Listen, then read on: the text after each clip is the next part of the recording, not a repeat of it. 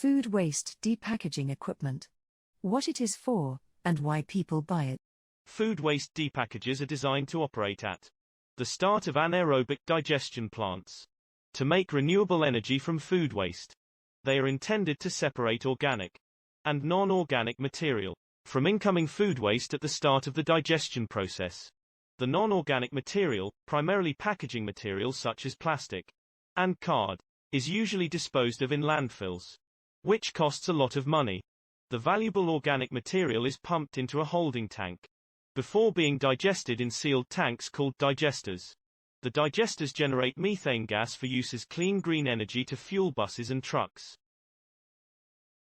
Why do companies buy this equipment?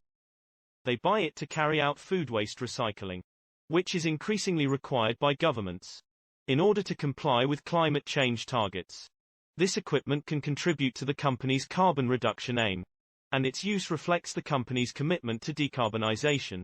This separation technique produces two byproducts for companies that create food waste, or those that collect it. The first output is the organic extracts like food scraps. Organic extracts can be dry crumbs or more often can be wet. For example, a wet soup or pulp. The second output is everything else.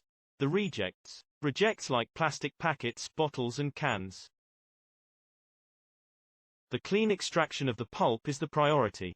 Increasingly, the pulp has value to the biogas industry for the methane gas it produces during the digestion process. The biogas industry is growing rapidly now that energy costs have risen. In fact, biogas is now cheaper to produce than conventional fossil fuel energy. And the industry needs more organic material. If food waste is not depackaged and separated, it has no value.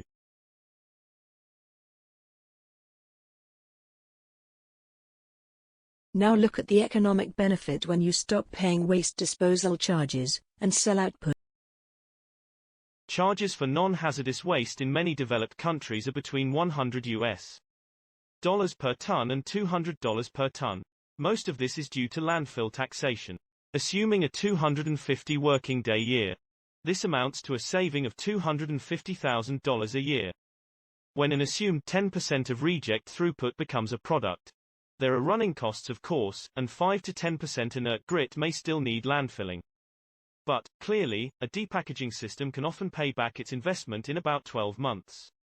Maybe less. So, there are good economic and environmental reasons for buying the best depackaging and separation equipment.